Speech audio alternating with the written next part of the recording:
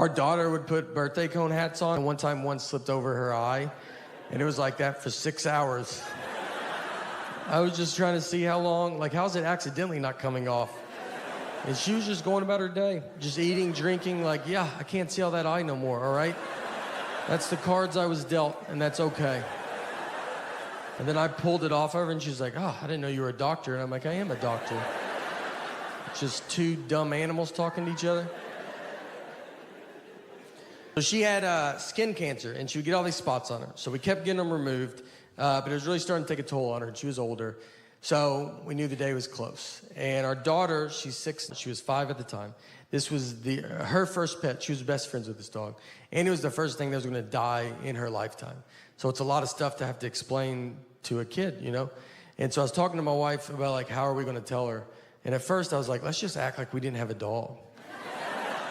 5-year-olds are smart, but if we stick together on this, and she comes home from school and is like, where's the dog? And we're like, what dog? Like, I've never seen a dog. Don't you think I would know if there was a dog?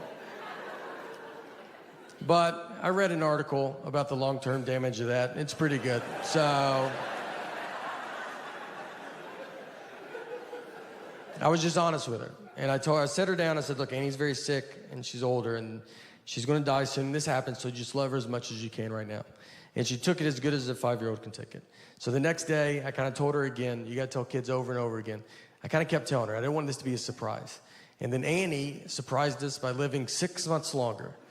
I mean, we were way off on when we thought she was going to die. But I already started telling my daughter I didn't want to stop and then have to start it again. So I just kept it up for 6 months. Every day I was like, she'll die. All right, she will die. She will die, I will die, your mom's dead.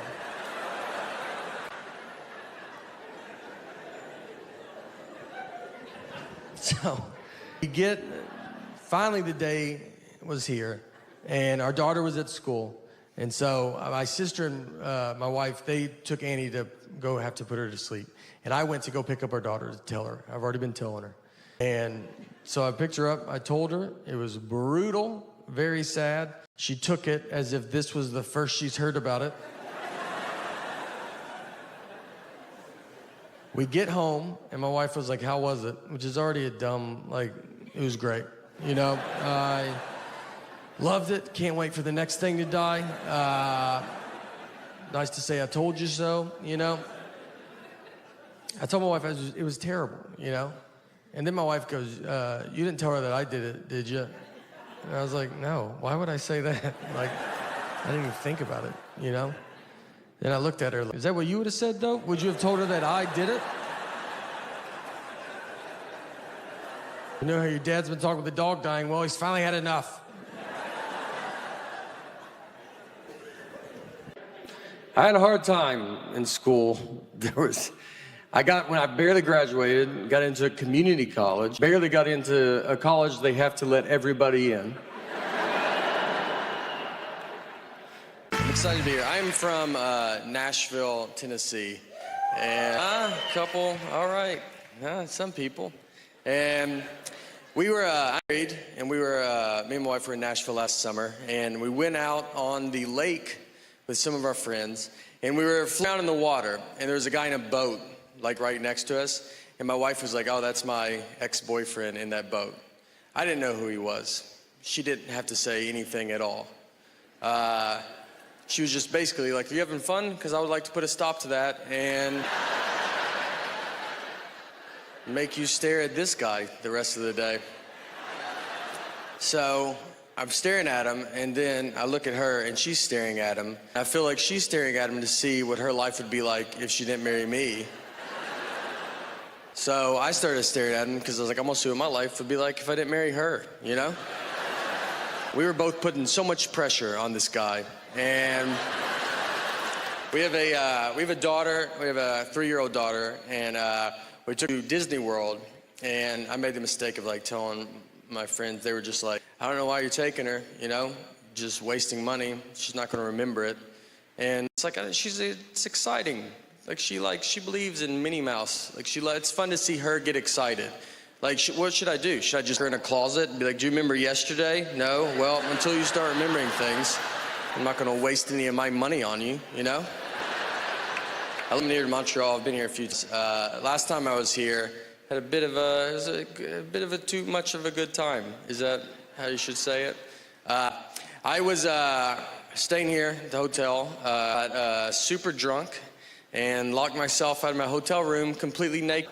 And I remember getting all the way out, and then I hear the door shut, which is the most boring noise I've ever heard in my entire life. So I'm standing there, I'm like, what are you gonna do? And I was like on the 7th floor, and I was like, oh, window, I'll just jump out of that, you know? That's easier than talking to my wife about this. And I looked to the left, and there was a cleaning lady, and she's just staring at me. And I'm just like, what are you doing here? And you know why she's there? Because it's like 11 a.m. That's why she's there. That's how far in the day it was. And I looked at her just like, you know, what are you gonna do? Like, this happens to the best of us, right? And she was like, it's never happened before. And I don't even have I don't have like a body either that's like, you're welcome. You know what I mean? Like I did her a favor. I was like, come on, it's your lucky day, all right? Take it in. I do nothing to try to lose weight. I'm just kind of riding it out, seeing here's where we're at right now. What I've started doing, though, is I tell people to weigh 300 pounds because, yeah, I'm a pretty dumb guy. Just, I think it's pretty obvious. And it's, I think, I've thought about, like, time travel. Like, if I went back in time, knowing everything I know now, I don't think I would make a difference.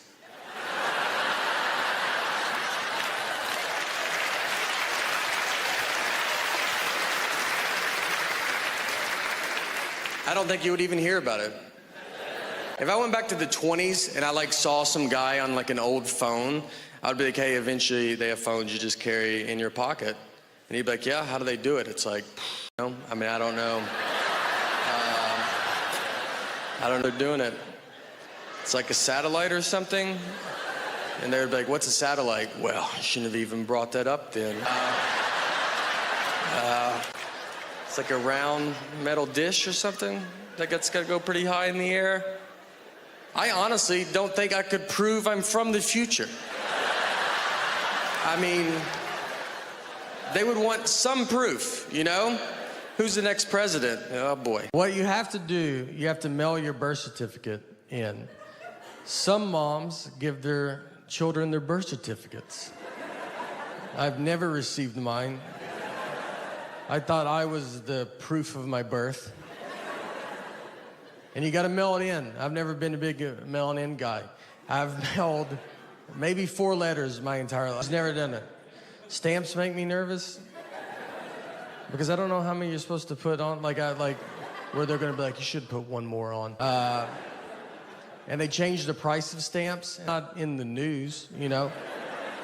You don't find that out on Twitter. You have to find out from old people. They're the only people that know.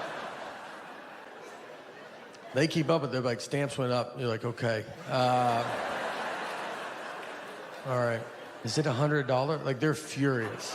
They're like, is it $100 a stamp? It's 3 more pennies. Thank you. Thank you, everybody. It is, it's exciting to be here. Mainly, I'm quitting comedy soon, so I don't want you guys to worry about it. I'll get out. I mean, I can't get out yet, because for one, it's pretty tough to quit something no one knows you do. So there's that hurdle. There's actually no one even to quit to. Even if I wanted to quit, no one cares that I'm doing this. Like, I don't have a boss. I can't just call Cosby and be like, look, I'm out, all right? Here's why I do it. My dad is an entertainer as well. He's a magician, still is a magician. But just like, he started as a clown. Like, I don't want to come up here and come off like I come from some rich magic family and I'm better than you guys, all right? He paid his dues, his clown dues. It's weird when your dad's a clown, though. It's weird every day. It made me not like clowns, you know? Like, because have you ever been yelled at by a clown? I have. Yeah. Do you know how confusing that is to get screamed at by a guy that's got a smile painted on his face? You're like, is this good? It's not good. He was a clown till I was about 12 years old. And from experience, I can tell you that's about as long as you want your dad to be a clown. Like when you're 6 and 7, there's some perks. But like when you're 12 and 13, kids at school are like, is he still doing that? You're like, you know what, guys, just off and on, all right? He is almost full-time magic. So let's take it easy, maybe.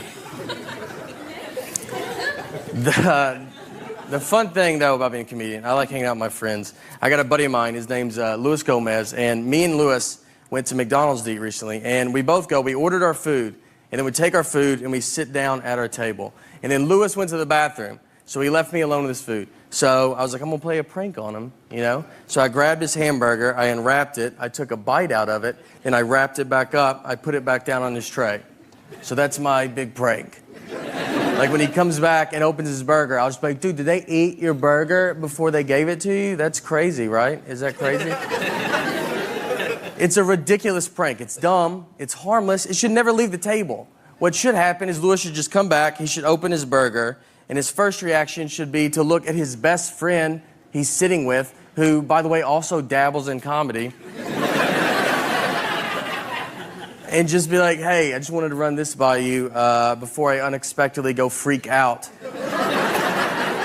on this entire McDonald's. That's what I thought would go down. Just a quick, hey, I wanted to see if you touched my food the only time it was out of my sight before I try to fight a group of people that are going to be pretty confused on why they're fighting. But instead, that was the day I learned I'm friends with a lunatic and a guy comfortable fighting McDonald's employees because he opened his burger and he could not have ignored me quicker. Like, didn't even kind of looked at him so, he looked like he expected them to do it, like it's happened before. And he's like, again with this? He starts screaming at all. He's like, someone ate my burger? How about I'll fight all of you till I find out who ate my burger? So he gets up, he starts walking towards him. So now I gotta jump in. I can't believe it's working. Like, we have gotten so much farther than I thought we could ever get. I grabbed him, I was like, Luis, I ate your burger. I ate it, dude. That's insane that you didn't look at me. That's insane. So I get him to sit down, but it's already weird. Like, everybody's like looking at us. It takes like 10 minutes for people to quit filming us with their phones. And that's when it hits me. I started thinking about it. I was like, Luis, I was like, you're going to get killed one day. I was like, you were about to go fight it. I was like, let's pretend that I'm not here. Let's pretend that someone did eat your burger that worked at this McDonald's. Let's pretend that really happened. You were going to go blindly fight that guy. Not even try to, like, size him up, like, see what he looks like, at least. Do you really think you could beat up a guy that is apparently pretty confident in himself? That he's making burgers, he's then eating them. He's just sending them out to whoever. You don't think that guy's probably the greatest fighter of all time? I honestly think you'd walk to that McDonald's counter and be like, hey, who ate my burger? And all the McDonald's employees would just part ways. Because they know exactly who you're talking about. And in the very back of McDonald's, you see a guy standing there cracking his neck. He's got his fist in the fryer, doesn't even know it, just sitting there, warming his hands. All right, guys, thank you guys so much. Thank you.